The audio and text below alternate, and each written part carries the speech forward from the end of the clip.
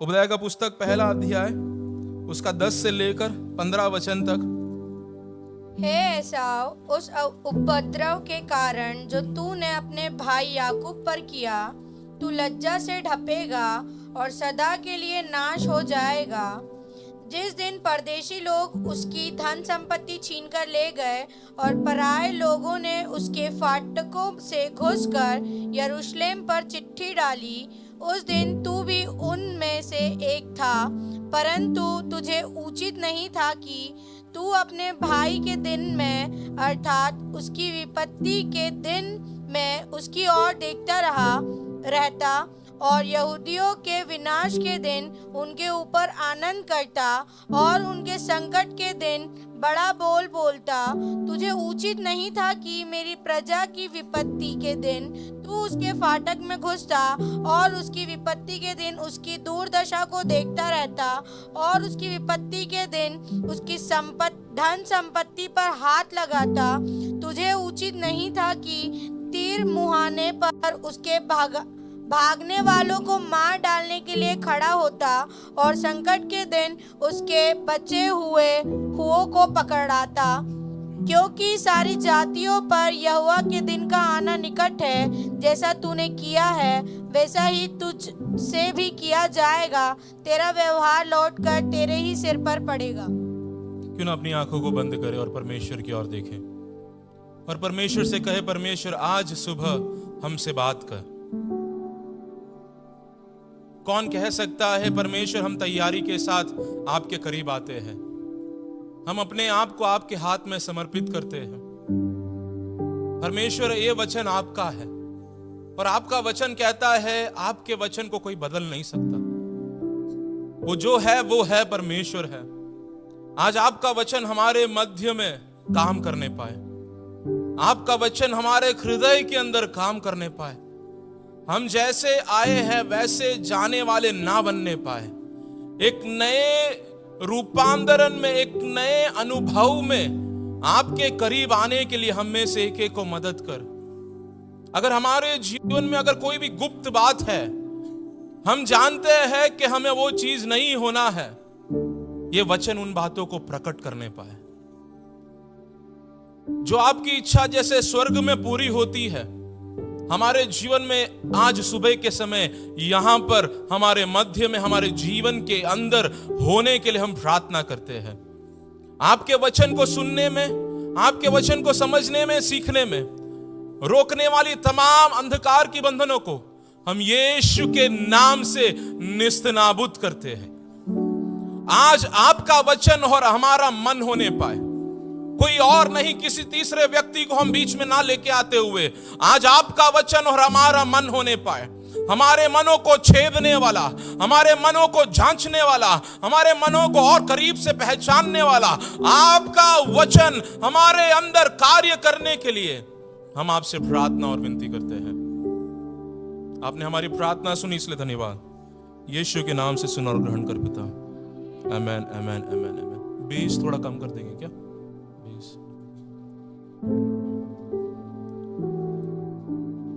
जब हम स्कूल्स में पढ़ते थे, स्कूल में जाते थे और परीक्षा होता था, परीक्षा का समय बहुत कठिन समय होता है। जो पढ़ता है उनके लिए तो अच्छा रहता है, लेकिन मेरे जैसे अगर कोई है तो उनके लिए थोड़ा कठिन हो जाता है। और वो परीक्षाओं के मध्य में 5 मिनट के लिए अगर टीचर बाहर निकल जाए तो मेरे जैसे लोगों को तो बहुत खुशी हो जाती है। अरे टीचर नहीं है, क्या करना है? प्रार्थना करना है। नहीं, दूसरों को मदद नहीं करना, दूसरे से मदद लेना है। जब कोई नहीं होता तो हम सोचते अरे कोई नहीं है, चलो मेरे को जैसे रहना है वैसे मैं रह लेता हूं, कोई देख रहा नहीं है, कोई मेरे सामने खड़ा नहीं है। ऐसे ही होता ना, कई बार ट्रैफिक सिग्नल में भी हम खड़े रहते हैं, चारों तरफ ना नजर एकदम चील के समान हो जाता है। वो वर्दी वाले है कि नहीं, देखते हैं। जैसे पता चला नहीं है, जो गाड़ी निकलती है आज तक जो स्पीड में नहीं जाती, हम देखते हैं कोई हमें देखता है कि नहीं देखता। और अगर हमें कोई नहीं देखता तो हम एक दूसरा मनुष्य बन जाते हैं। अपने आप को बचाने के लिए, वो माहौल में अपने आप को ढालने के लिए हम कुछ ना कुछ और बन जाते हैं। लेकिन मसीह जीवन में जब कोई देखे या ना देखे, हम हमारे कैरेक्टर को कैसे संभाल के रखते हैं वो बहुत ज्यादा महत्वपूर्ण है। Praise the Lord. हम कैसे लोगों के साथ व्यवहार करते हैं, हम कैसे लोगों के साथ डील करते हैं, कैसे अपने भाइयों के साथ बहनों के साथ बात करते हैं, ये परमेश्वर के सामने बहुत ज्यादा महत्वपूर्ण है। Praise the Lord. चाहे कोई नहीं देखता, आपके माता पिता नहीं देखते होंगे, आपके दोस्त नहीं देखते होंगे, आपके करीबी नहीं देखते होंगे, आपकी पत्नी नहीं देखते होंगे, आपके पति नहीं देखते होंगे, लेकिन देखने वाला एक परमेश्वर की आंखें हमेशा हमें देखता रहता है। उसकी आंखों से कभी कोई छुपता नहीं है, उसकी आंखों से कोई दूर कभी नहीं रह सकता। सिर्फ वो बाहर से ही नहीं देखता, लेकिन हमारे अंदरी बातों को भी वो जानने वाला और देखने वाला परमेश्वर है। यहां पे हम देख सकते हैं कि ऐसा ही एक देखने वाले परमेश्वर के बारे में बताया हुआ है। यहां पे एक व्यक्ति के बारे में हम पढ़ रहे हैं, नाम क्या है? एदोम। इस्राएल के बारे में भी है, एदोम के बारे में भी है। हम देख सकते हैं ये घटना के सालों पहले परमेश्वर एक व्यक्ति को बुलाता है जिसका नाम है अब्राहम। अब्राहम के कितने पुत्र थे? परमेश्वर का वायदा किया वो पुत्र का नाम क्या था? इसहाक का पुत्र के नाम क्या थे? एसाव और याकूब। याकूब को परमेश्वर ने इस्राएल करके नाम में बदला। एसाव जो थे, एसाव के जो पीढ़ी है उनको कहा जाता है एदोम। क्या कहा जाता है? बोम नहीं, एदोम। क्या कहा जाता है? एदोम कहा जाता है। इन लोग अपने जीवन में इतना सफलता को पाए, माना जाता है या फिर बाइबल में लिखा हुआ है कि ये पहाड़ों में रहने वाले, सिर्फ पहाड़ों में नहीं लेकिन चट्टानों में अपने घर को बनाने वाले लोग हैं। लेकिन जब हम बाइबल को स्पष्ट रूप में पढ़ते हैं तो हमें पता चलता है पहाड़ों में ये अपने बल के द्वारा नहीं पहुंचे थे, इन्हें पहुंचाने वाला परमेश्वर था। ये अपने बल के द्वारा, ये इनके बाप दादाओं के ताकत या अपने बाप दादाओं के कनेक्शन के द्वारा ये चट्टानों में जाके ये आराम से सुखदायी जीवन को नहीं जी रहे थे, लेकिन लेकर चलने वाला, लेकर उनको चट्टानों में बसाने वाला एक परमेश्वर उनके जीवन में था।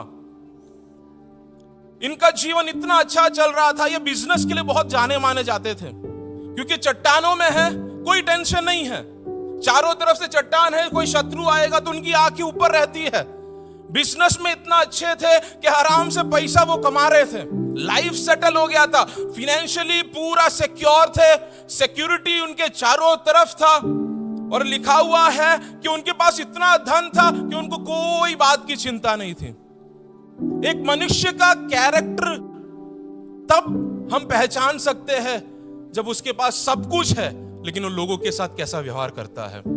हम भी कई अनेक लोगों को ऐसे जानते होंगे जिनके पास जब कुछ नहीं था उनके पास लोग रहते थे, हाथ पकड़ने के लिए, बात करने के लिए, उनके साथ चलने के लिए, उनकी बातों को सुनने के लिए वो भी खुद तैयार रहते थे, मुझे मेरे भाई के साथ रहना है, बहन के साथ रहना है। एदोम ऐसे ही था, जब कुछ नहीं था तो सब अच्छा था, लेकिन जब उसके जीवन में सब आया वो परमेश्वर से दूर हो गया।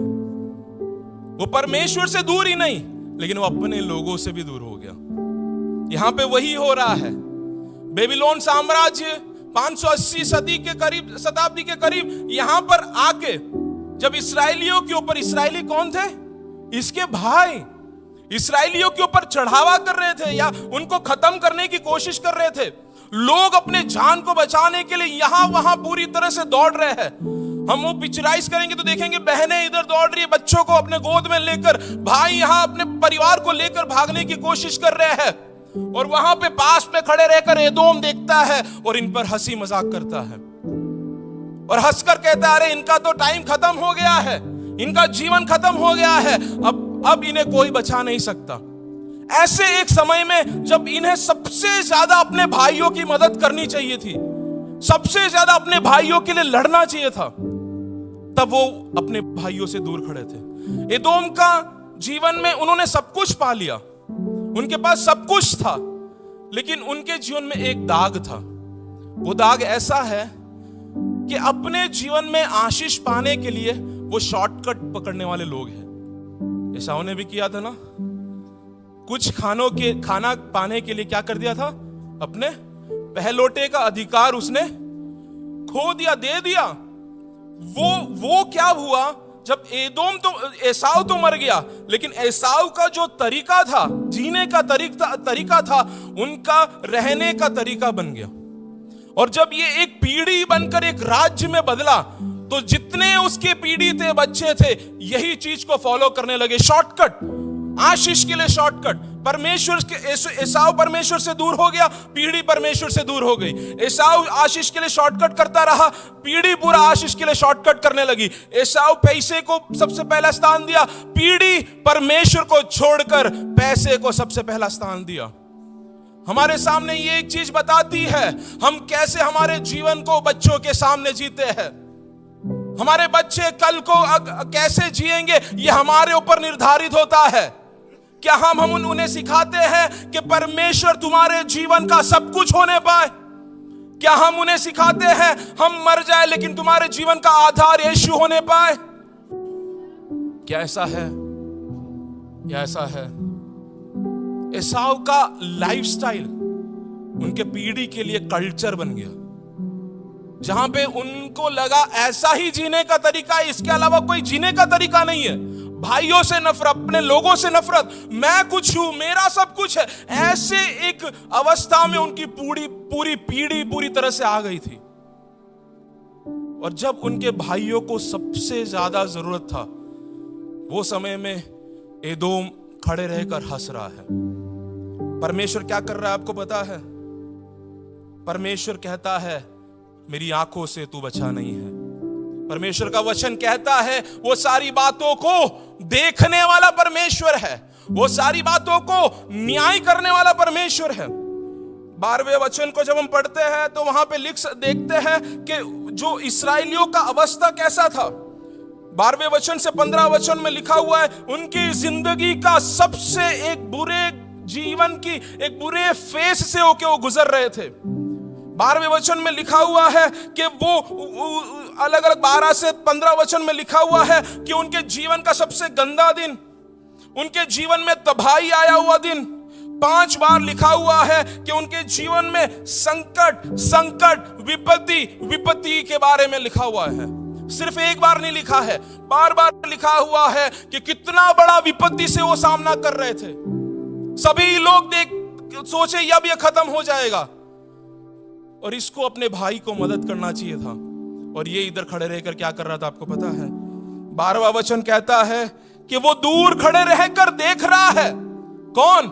जिसको मदद करना चाहिए अपने भाई का, अपने भाई के लिए जिसे खड़ा रहना चाहिए, वो दूर से खड़े रहकर हंसता है। 12वें वचन में लिखा हुआ है वो रिजॉइस कर रहे हैं, आनंदित हो रहे हैं। अरे इस्राएल मेरा भाई हुआ तो क्या हुआ, मर रहा है, अच्छा है। सिर्फ एदोम ही कहता नहीं है कि वो मेरे भाई है, लेकिन परमेश्वर जब एदोम को यह वचन दे रहा था, परमेश्वर स्वयं कह रहे थे तू अपने भाई के विरुद्ध खड़ा रहा है। परमेश्वर खुद बता रहा है कि यह तेरा भाई था, जब वो खत्म हो रहे हैं, उनका जीवन खत्म हो रहा है, तू आनंदित हो रहा है। ऐसे कैसे आनंदित हो सकता है? और जब इन्हें मदद करना चाहिए था, आपको पता है ये क्या कर रहे हैं? फिलिस्ती वहां पे बैठकर सिक्का उछालते, हमारे भाषा में सिक्का उछालते या फिर चिट्ठी डाल रहे हैं। चिट्ठी डाल के बोल रहे हैं मैं इसको मारूंगा, मैं उसको मारूंगा।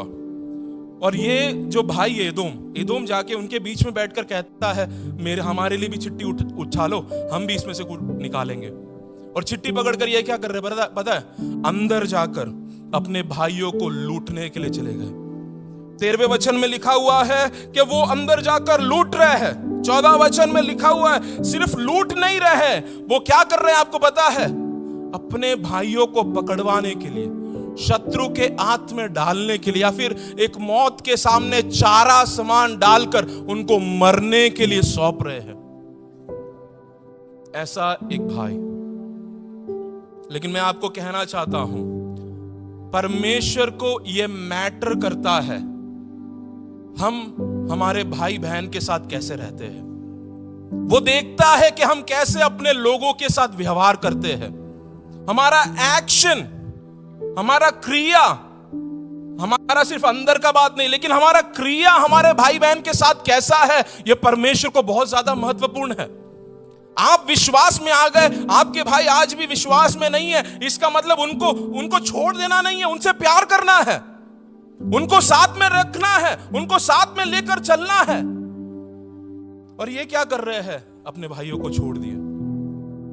मेरी बात को ध्यान से सुनिएगा। यहां पे हम देख सकते हैं सिर्फ कलीसिया में आकर गीत गाना काफी नहीं है। मैं अपने आप से कहना चाहता हूं, कलीसिया में खड़ा रहकर प्रचार करना जरूरी महत्वपूर्ण नहीं है, सिर्फ महत्वपूर्ण नहीं है। या आराधना करना, जोर से गीत गाना, जोर से ताली बजाना महत्वपूर्ण नहीं है। लेकिन उन सारी बातों के साथ एक और चीज महत्वपूर्ण है। हम हमारे भाइयों के साथ, हमारे विश्वासी भाइयों के साथ हम कैसे रहते हैं। हम हमारी पत्नी के साथ कैसे रहते हैं?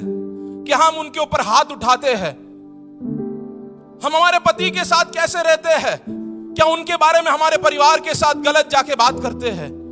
एक एक चीज परमेश्वर के साथ सामने मायने रखता है। और परमेश्वर कहता है, तुम्हारा प्रार्थना करने से बढ़कर, तुम्हारा आराधना करने से बढ़कर, जाओ तुम तुम्हारे भाई के साथ पहले रिश्ता सही करो।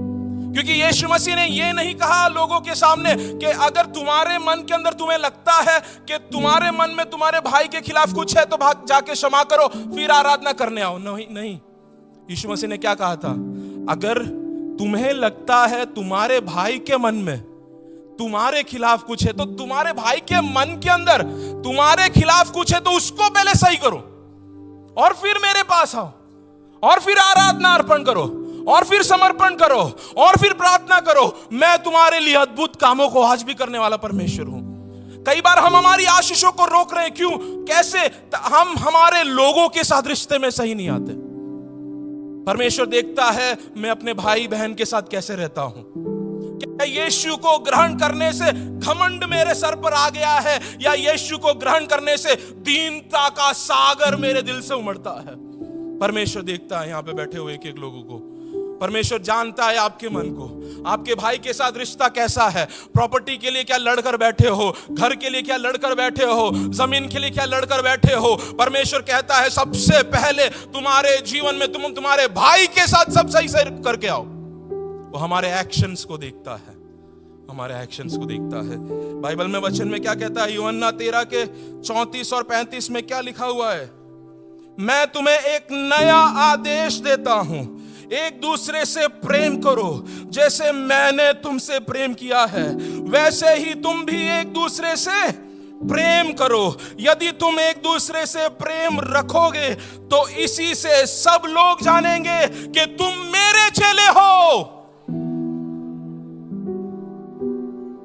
यीशु मसीह ने सरल रीति में कहा, लेकिन सीने को चीरने वाली बात यीशु मसीह कह रहा है। अगर तुम्हारे सिर्फ प्यार दिल में दिखाने वाला प्यार नहीं, एक्शन में दिखाने वाला प्यार, क्रिया में दिखाने वाला प्यार, कि मैं मेरे भाई से, मेरी बहन से, मेरे परिवार से सही रीति में प्रेम करने वाला, प्रेम रखने वाला व्यक्ति हूं। मत्ती 25 के 40 में क्या लिखा हुआ है? मैं तुमसे सच कहता हूं, जो कुछ तुमने मेरे इन छोटे छोटे भाइयों और बहनों में से किसी एक के लिए किया, वह तुमने मेरे लिए किया है। जब दाऊद ने पाप किया, व्यभिचार किया, गलत किया, दाऊद भजन लिखता है और भजन लिखकर क्या बोलता है पता है? वो ऐसा नहीं बोल रहा मैंने फलाने व्यक्ति के खिलाफ पाप किया है, वो कहता है परमेश्वर मैंने आपके खिलाफ पाप किया है। क्या कह रहा है? आपके खिलाफ। आप जो भी अपने भाई के साथ जैसा व्यवहार करते हैं, अपनी बहनों के साथ जैसा व्यवहार करते हैं, अपने भाइयों के साथ, अपने बहनों के साथ, कलीसिया में हम एक दूसरे के साथ कैसा व्यवहार करते हैं, परमेश्वर देखकर कहता है तू मेरे खिलाफ कर रहा है वैसा, तू मेरे खिलाफ कर रहा है वैसा। सबसे ज्यादा बिका जाने वाला एक पुस्तक है बाइबल। दुनिया में सबसे ज्यादा पढ़ा जाने वाला पुस्तक है कौन सा? ये बाइबल। सबसे ज्यादा लोगों के पास पहुंचा हुआ एक चीज है, वो है बाइबल। लेकिन आपके पड़ोसी के लिए, आपके लोगों के लिए हो सकता है आप खुद एक बाइबल हो। जब आपके भाई आपको देखते हैं, आपके बहन आपको देखते हैं, आपके परिवार के लोग आपको देखते हैं, क्या आपके जीवन से उनको यीशु दिखता है? क्या आपके लोग जब आपके साथ बात करते हैं, क्या वो आपके जीवन से उनको यीशु दिखता है?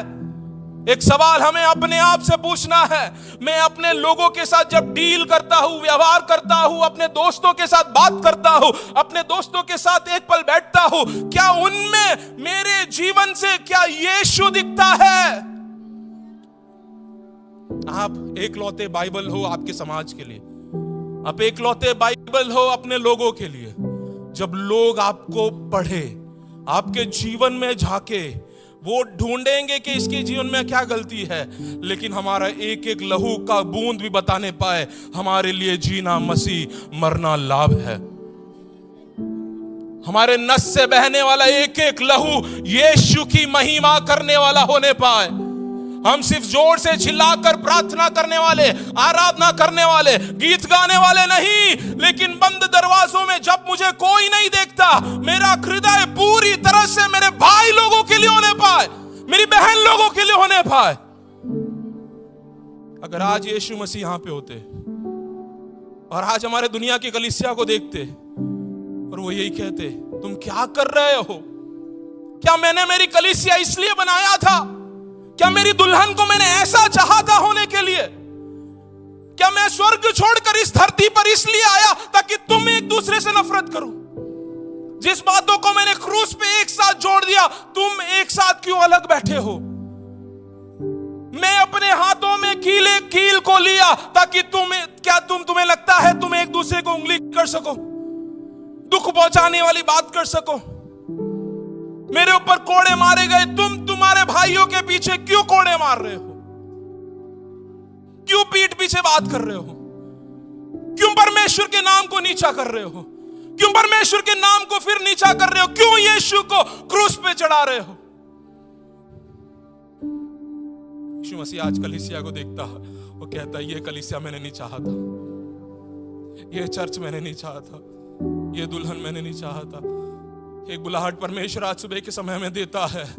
परमेश्वर ये नहीं चाहता कि हम कैसे प्रार्थना करते हैं, कैसे, ये नहीं चाहता कि हम कैसे गीत गाते हैं, कितना जोर से गीत गाते हैं, कितनी देर हाथ उठा के खड़ा रहते हैं, लेकिन हमारे परिवार में हम एक दूसरे के साथ कैसे हैं? कलीसिया हम एक दूसरे के साथ कैसे हैं? एक टूटे हुए दुल्हन को लेने के लिए मेरा यीशु नहीं आ रहा, एक पवित्र रहने वाले, अपने आप को अलग ठहराने वाले, अपने आप को यीशु का कहने वाले, जब वो चलते हैं यीशु दिखता है, जब वो बोलते हैं यीशु दिखता है। ऐसी एक दुल्हन को लेने के लिए, कलीसिया को लेने के लिए यीशु बादलों पर आने जा रहा है। हम अगर यीशु की जगह होते और हमें क्रूस दे दिया होता, हम क्या करते? क्रूस उठा के फेंकते और कहते बहुत हो गया, इनके लिए मैंने अपना जान देने के लिए तैयार था, इनके लिए मैंने इतने साल यहां पे इनके साथ था, पहाड़ी उपदेश मैंने दिया, लोगों से प्रेम करना मैंने सिखाया, सब कुछ मैंने तुम्हें सिखाया, फिर भी तुम ऐसे हो। नफरत, दुश्मनी, भेदभाव, ऊंच नीच। हम होते तो ऐसा करते, क्रूस को फेंक देते, लेकिन यीशु मसीह ने क्रूस उठाया ताकि हम जो अलग है एक हो सके। यीशु मसीह ने क्रूस उठाया ताकि हम जो अलग भाषा बोलने वाले हैं एक भाषा में आ जाए, हम जो अलग लोग हैं एक साथ आ जाए, और हम में कोई भेदभाव ना रहे, कोई ऊंच नीच ना रहे। यीशु ऐसे कलीसिया को देखना चाहता है, ऐसे कलीसिया को पाना चाहता है। मैं पिछले दिन एक जगह गया, वहां पे एक आदिवासी समुदाय से मिला, उनसे बात कर रहा था। उनसे मैं जाना कि सालों पहले उनके पास यीशु मसीह का सुसमाचार पहुंचा, सभी लोग रूपांतरित हुए, बहुत लोगों ने यीशु को ग्रहण किया। उनके बीच में ही ऊंच नीच है, सभी लोग ने, जो ऊंचे में है नीचे में है, सभी ने यीशु को ग्रहण किया। लेकिन आज भी जब नीचे वर्ग के लोग ऊंचे वर्ग के घर में जाते हैं, पानी के अंदर गौमूत्र मिला के देते हैं, आज भी खाने के अंदर गौमूत्र मिला के देते हैं, आज भी लोगों के साथ उन लोग जहां बैठते हैं उधर गौमूत्र छाटते हैं, आज भी वो जब घर से निकलते हैं उनके पीछे गौमूत्र छाटते हैं। मसीह लोग, अपने आप को यीशु का पीछे चलने वाले बोलने वाले लोग, अपने आप को यीशु के पीछे चलने वाले बोलने वाले लोग, अगर आपके अंदर आज भी भेदभाव है, गोत्र को लेकर, जात को लेकर, ऊंच नीच को लेकर, आज भी कहीं ना कहीं वो चीज पकड़ के रखा है, और अगर आपको ये चीज जानना है कि है या नहीं, एक बार सोचो आप अपने बच्चों की शादी कैसे कराओगे, खुद बर दिमाग में आ जाएगा हम सोचते हैं कि नहीं सोचते। अगर ऐसा है, कोई मसीह नहीं है। मेरा मसीह ऐसे लोगों के लिए नहीं आता, मेरा मसीह ऐसे लोगों के लिए नहीं आ रहा। वो श्वेत वस्त्र हमें पहनाकर उस पवित्रताई में लेकर जाने के लिए 2000 साल पहले उस क्रूस पर अपने लहू को इसलिए बहाया ताकि हम एक हो जाए, एक हो जाए। अपने जीवन में झांक के देखो, नहीं अपने परिवार में झांक के देखो, अपने बच्चों के जीवन में झांक के देखो, अपने खुद के जीवन में झांक के देखो। आपका रिश्ता परमेश्वर के साथ सिर्फ प्रार्थना आराधना में सीमित है या लोगों के साथ हम व्यवहार में भी उसको लेके आते हैं। परमेश्वर देखता है, मुझे और आपको परमेश्वर देखता है। आज सुबह के समय परमेश्वर आपको देखता है, और सिर्फ वो देखने वाला परमेश्वर नहीं है। हम नीचे पढ़ते हैं नीति वचन 15:3 में क्या लिखा हुआ है, यहोवा की आंखें हर जगह है, वह बुरों और भलों दोनों पर नजर रखने वाला परमेश्वर है। हमारा एक्शन कैसा है, हमारा व्यवहार कैसा है, हमारा क्रिया कर्म लोगों के साथ व्यवहार में कैसा है, वो परमेश्वर को मायने रखता है। दूसरी बात जो मैं कहना चाहता हूं, सिर्फ एक्शन ही नहीं, लेकिन परमेश्वर देखने वाला ही नहीं, लेकिन न्याय करने वाला परमेश्वर है। परमेश्वर हमारे एक्शंस को देखता है, लेकिन हमारे एटीट्यूड को वो जज करने वाला परमेश्वर है। हमारे मनोभाव को वो देखकर उसके ऊपर न्याय ठहराने वाला परमेश्वर है। एक्शन तो बाहर से है, हम लोगों के सामने कैसा भी दिखा सकते हैं, है ना, भले अंदर से कितना भी कैसा भी गड़बड़ हो, लेकिन बाहर से एक प्रेस लॉर्ड बोलेंगे तो सब सेटल है ना। बाहर निकलते इसके ये सही नहीं है, ये सही नहीं है ऐसे बोलने, लेकिन एक प्रेस सब ठीक है ना, हाँ सब बढ़िया है, ऐसे हंस कर दिखाने वाले लोग। परमेश्वर कहता है कि मैं सिर्फ देखने वाला भैया, मैं देखने वाला परमेश्वर नहीं, लेकिन तुम्हारे मनोभाव को देखकर तुम्हारे मनोभाव के ऊपर न्याय को ठहराने वाला परमेश्वर। हमारा इंदौर बदल रहा है। पहले ट्रैफिक इतना नहीं हुआ करता था, अब ट्रैफिक बहुत ज्यादा हो रहा है। लेकिन अगर हम ट्रैफिक सिग्नल पर खड़े हैं और चारों तरफ नजर फैलाते हैं, देखते आज तो ट्रैफिक इतना लग नहीं रहा, सिग्नल भी है, जल्दी पहुंचना भी है, ऑफिस के लिए लेट हो गया हूं, चलो क्या करता हूं, एक्सीलेटर पे पैर रखता हूं, निकल जाता हूं। पुलिस भी नहीं है, चारों तरफ कोई देख भी नहीं रहा, निकल जाता हूं। क्या सिग्नल लाल है तो क्या हुआ, चलो जाने दो। पहुंच गए, कुछ दिन बीत गया, घर में बैठे थे, अचानक से मोबाइल वाइब्रेट होता है और मोबाइल पर एक मैसेज आता है कि भैया, मैफिन भैया, आप गाड़ी बहुत अच्छे से चलाए हो, हम आपको एक फोटो भेजते हैं और उसके साथ वो फोटो का कीमत भी देते हैं, आपको 5000 रुपए जुर्माना भरना पड़ेगा। क्यों? उन्हें लगा देखने के लिए उधर कोई नहीं है, उन्हें लगा रोकने वाला कोई नहीं है, लेकिन उन्होंने सर उठा के देखा, नहीं भैया उधर एक कैमरा लगाया हुआ था और वो कैमरा ने पूरा पकड़ लिया और कैमरा ने देख लिया कि इन लोगों ने सिग्नल तोड़ लिया। जब लाल था, उनको उधर रुकना था, वो सिग्नल तोड़कर आगे निकल गए हैं। ये कैमरा जो है बाहर से देखता है, एक कैमरा है जो मनोभाव को देखता है, मनोभाव को देखने वाला, मनोभाव को जानने वाला, मनोभावों के लिए न्याय ठहराने वाला एक परमेश्वर है। हम इन बातों को देख सकते हैं। नीचे लिखा हुआ है, एदोम का लाइफस्टाइल ना बहुत अच्छा था। यहां पे बैठे हुए एक एक लोग ऐसा लाइफस्टाइल चाहेंगे, बोलेंगे ऐसी जिंदगी हमें भी चाहिए भैया। क्यों? तीसरे वचन में लिखा हुआ है कि उनके पास बहुत अच्छा सुंदर घर था, चट्टान पे बनाया हुआ, 3 BHK, वेंटिलेशन अच्छा है, चट्टान में तो हवा बहुत अच्छा आ रहा है, AC का भी जरूरत नहीं, पत्थर टाइल्स इतना मजबूत है कुछ नहीं होगा, हथौड़ी गिरेगा तो भी नहीं टूटेगा, इतना अच्छा घर। अरे वाह, क्या लाइफस्टाइल है, क्या लाइफ है। ऐसा लाइफ प्रभु छप्पड़ फाड़ के हमें दे दे।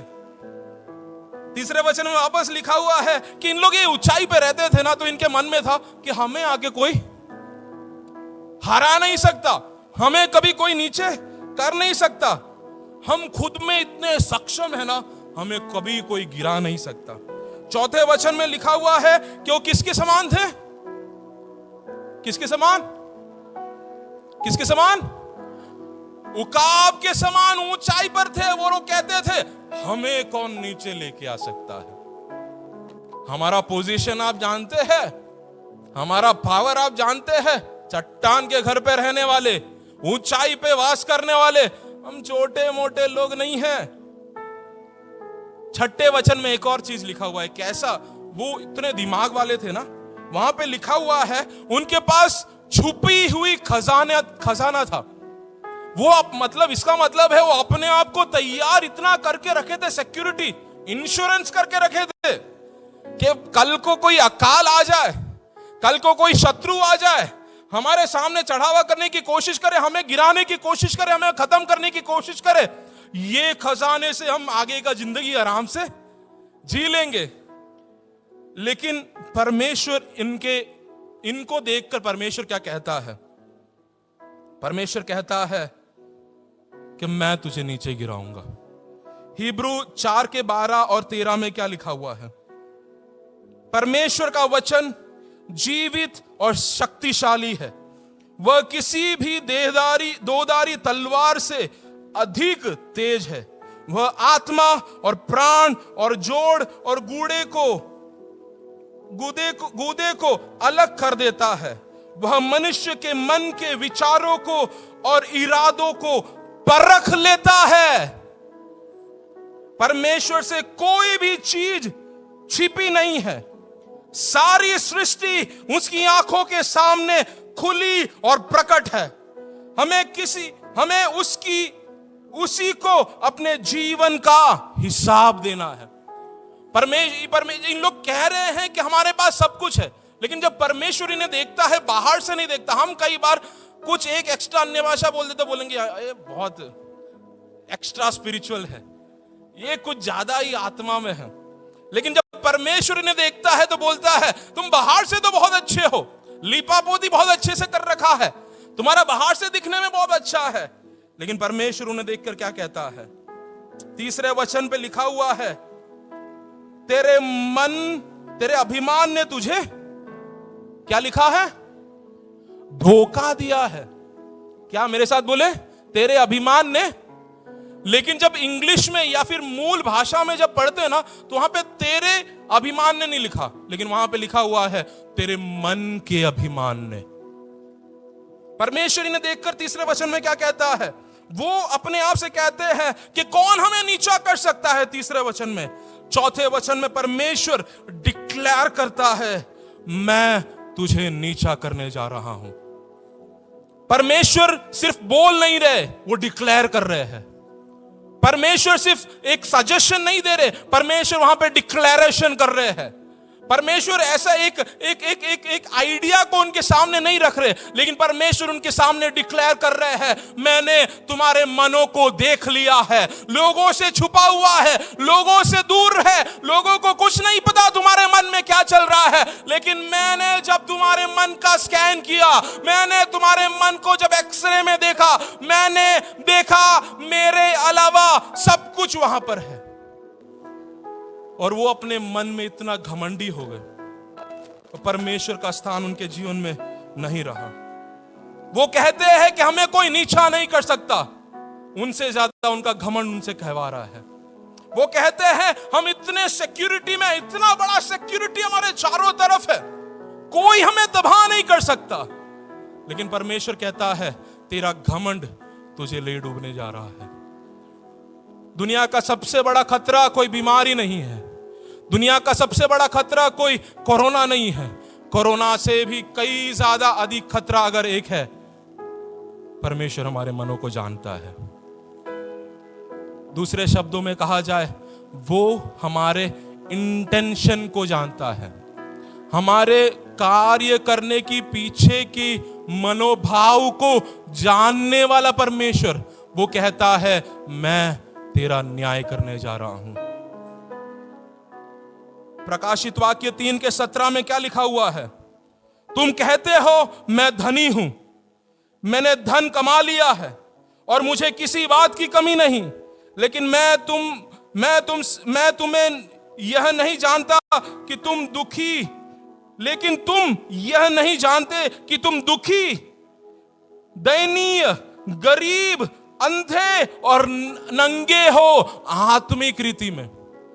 परमेश्वर का वचन एक कलीसिया को पहुंचता है, कलीसिया कहता है हमारे पास सब कुछ है, हमारे पास किसी चीज की कमी नहीं, कपड़े हैं, पैसा है, धन है, नाम है, शोहरत है, सब कुछ है, लेकिन सबसे ज्यादा वो भूल गए लोग मेरे बारे में क्या बोलते हैं, उससे कई ज्यादा महत्वपूर्ण है परमेश्वर मेरे और आपके बारे में क्या बोलता है।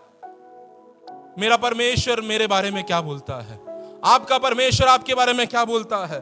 कितना स्पष्ट रूप में परमेश्वर का वचन इनके दिल को चीरते वहां पे लिखा हुआ है, लेकिन तुम यह नहीं जानते कि तुम दुखी हो, दयनीय हो, गरीब, अंधे और नंगे हो। दूसरे वचन में लिखा हुआ है, क्या लिखा है वहां पे? तुम कहते तो हो अपने आप को बड़ा, लेकिन तुम बहुत तुच्छ गिने जाओगे। घमंड कई लोगों को ले डूबा है, कई बड़े सेवक, कई बड़े विश्वासियों को। घमंड कभी चिल्लाकर नहीं आता कि मैं घमंडू में आ रहा हूं, घमंड अंदर रहता है। आप आराधक हो सकते हैं, आपके अंदर घमंड आ सकता है। आप प्रचार करने वाले हो सकते हैं, आपके अंदर घमंड आ सकता है। आप एक अच्छे से प्रार्थना करने वाले हो सकते हैं, घमंड आ सकता है। लेकिन अपने आप को समर्पित करते हुए परमेश्वर से कहो, परमेश्वर मुझे क्षमा कर, मुझे क्षमा कर, मुझे क्षमा कर। जो भी घमंड मेरे जीवन में है उसे दूर कर। मेरे लिए अगर कुछ चीज में अगर घमंड करना है तो वो यीशु मसीह होने पाए, उसका क्रूस का बलिदान होने पाए। मैं अपने जाति पे कभी घमंड ना करने पाऊं, मैं मेरे गोत्र पे कभी घमंड ना करने पाऊं, मैं अपने समाज पे कभी घमंड ना करने पाऊं। मेरा घमंड यीशु पे होने पाए। यीशु मसीह ने कहा जो मेरे पीछे आना चाहते हैं अपने आप को त्यागो और क्रूस को उठाओ। लोग आपसे नफरत करेंगे यीशु के पीछे चलने के लिए, लोग आपको तिरस्कृत करेंगे यीशु के पीछे चलने के लिए, लोग आपके खाने में कुछ भी मिला के देंगे यीशु के पीछे चलने के लिए, लेकिन क्या आप पौलुस के समान कह सकते हो मेरे लिए जीना मसीह है, मेरे गोत्र से बढ़कर मेरा यीशु है, मेरे जाति से बढ़कर मेरा यीशु है। दीमक के समान कई लोगों को यह घमंड तोड़ देता है। बाहर से अच्छा लगता है लेकिन धीरे धीरे धीरे कर कर अंदर से पूरा खोखला कर देता है। लेकिन परमेश्वर का वचन कहता है यदि तू अपने आप को दीन और नम्र करने के लिए तैयार है, मैं तेरी अवस्था को बदलने के लिए तैयार हूं। परमेश्वर सिर्फ देखने वाला नहीं, सिर्फ न्याय करने वाला नहीं, लेकिन एक एक बातों के लिए हिसाब देने वाला परमेश्वर है। 15 वचन में क्या लिखा हुआ है हम देख सकते हैं। लिखा हुआ है तुझे क्योंकि सारी अन्य जातियों पर यहोवा के दिन का आना निकट है, जैसा तूने किया है वैसे ही तुझसे भी किया जाएगा, तेरा व्यवहार लौटकर तेरे ही सिर पर पड़ेगा। कितना भी बड़ा राजा हो, कितना भी बड़ा पॉलिटिशियन हो, कितना भी बड़ा ओहदे में बैठा हुआ व्यक्ति हो, कितना भी बड़ा नाम कमाया हुआ लोगों हो, हर एक लोगों को, हर एक व्यक्ति को परमेश्वर के न्यायासन के सामने खड़ा रहना पड़ेगा। जो रोल में आपको परमेश्वर ने ठहराया है, जो ओहदे में परमेश्वर आपको लेके गया है, जो पोजीशन पे आपको परमेश्वर ने रखा है, छोटे काम करने से लेकर बड़े देश को चलाने तक का बड़ा अधिकार परमेश्वर ने आपको दिया है। हर एक बात का लेखा परमेश्वर आपसे लेगा। कोई मनुष्य नहीं, कोई व्यक्ति नहीं, ये धरती नहीं, ये पृथ्वी नहीं, ये आसमान नहीं, यहाँ के पहाड़ नहीं, लेकिन स्वयं परमेश्वर हमारा हिसाब लेने वाला परमेश्वर है। परमेश्वर के बहुत बड़े एक महान दास थे जिनका नाम था डैनियल वेबस्टर। उनसे पूछा गया, आपके दिमाग में आया हुआ सबसे बड़ा विचार क्या है? उन्होंने कहा, मेरे दिमाग में बहुत सारा विचार आया है, अलग अलग बातें मेरे दिमाग से होकर गुजरी है, लेकिन एक विचार, एक बात जो मुझे सोने नहीं देता, वो ये है कि मुझे परमेश्वर के न्यायासन के सामने खड़ा रहना पड़ेगा। परमेश्वर ये नहीं देखेगा कितना बड़ा भविष्यवाणी मैंने किया है, कितना बड़ा प्रचार मैंने किया है। परमेश्वर देखेगा क्या तेरे जीवन में योग्य फल उत्पन्न हुए या नहीं हुए। अपने जीवन में झांके, अपनी आंखों को बंद करे और परमेश्वर की ओर देखे, अपने आप को समर्पित करते हुए, परमेश्वर मुझे पता नहीं जाने अनजाने में कहां से ये मेरे जीवन में घुस के आ गया है, मैंने मसीह को ग्रहण कर लिया है, लेकिन आज भी कुछ ऐसी बातें हैं जो मुझे आपके करीब आने से रोकता है, जो आपके सामने समर्पण करने से रोकता है। आज उसे हटाते हुए मेरे परमेश्वर में भाइयों और बहनों, मैं इस वचन के द्वारा आह्वान देना चाहता हूं, परमेश्वर का दिन निकट है, परमेश्वर आने जा रहा है। क्या तू उसको स्वीकार करने के लिए तैयार है? इस वचन के सामने अपने आप को समर्पित करते हुए क्यों ना अपने स्थानों में खड़े हो जाए। O Jesus we praise you, praise you. प्रार्थना के साथ, एक समर्पण के साथ, परमेश्वर में अपने आप को समर्पित करती हूं, परमेश्वर में अपने आप को समर्पित करता हूं। मेरे भाइयों के साथ अगर मेरा व्यवहार गलत है, प्रभु मैं क्षमा मांगती हूं, उनके साथ फिर से बात करने के लिए, उनके साथ फिर एक होने के लिए। मेरे कलीसिया में अगर मेरे अंदर लगता है मेरे एक दूसरे के साथ भेदभाव है, आज उसको मेरे जीवन से दूर करने के लिए, उस बलि वेदी पर रखे हुए, बलि के लिए चढ़ाए हुए उस व्यक्ति, उसके समान बनने के लिए एक राख बनते हुए, मेरी इच्छा नहीं लेकिन प्रभु आपकी इच्छा मेरे जीवन में होने पाए।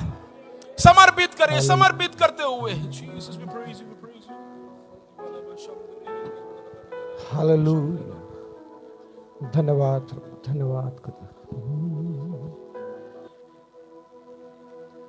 तेरे पास आता हूँ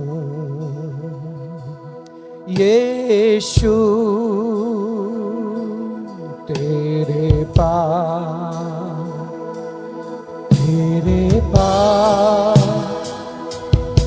आता हूँ यीशु, तेरे पास। एक बार फिर से, तेरे पास आता हूँ यीशु, तेरे पास। हर पल मेरी हर सांस तेरी स्तुति गाती रहे, हर दिन मेरी हर बात तेरी महिमा करती रहे, हर पल मेरी हर सांस तेरी स्तुति गाती रहे, हर दिन मेरी हर बात तेरी महिमा करती रहे। यीशुआ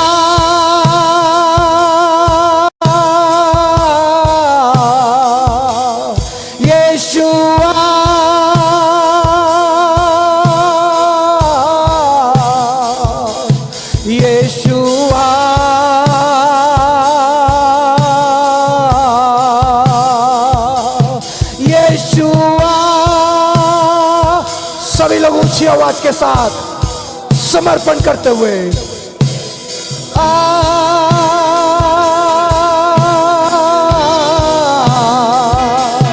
यीशुआ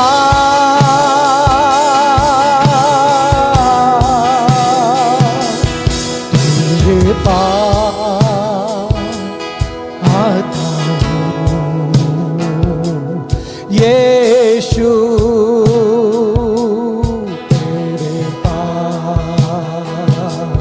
तेरे पास आता हूँ यीशु तेरे पास। Hallelujah, hallelujah, hallelujah. धन्यवाद। ये संदेश को समाप्त करने से पहले एक और चीज बता के यहाँ पे विराम लेना चाहता हूँ। जो शब्द वहां पे संकट करके लिखा हुआ है, जब उसके मूल शब्द को हम पढ़ते हैं, सिर्फ दर्द नहीं, वो आशा को दर्शाता है। अगर आपके लोग आपको तिरस्कृत कर रहे हैं, आपको शादियों में नहीं बुलाते हैं, आपके साथ बैठना पसंद नहीं करते, आपको लग रहा है कि आपके जीवन में संकट है, लेकिन आपके संकट को हर्ष में बदलने वाला एक परमेश्वर आज भी जीवित है। आपके संकट को खुशी में बदलने वाला एक परमेश्वर आज भी जीवित है। हमारी प्रार्थनाओं को सुनने वाला हमारा परमेश्वर। हालेलुया। हम अपने आप को दीन और नम्र करते हैं। ये वचन के द्वारा आपके करीब आने के लिए आपने हमें मदद किया, इसलिए धन्यवाद कर।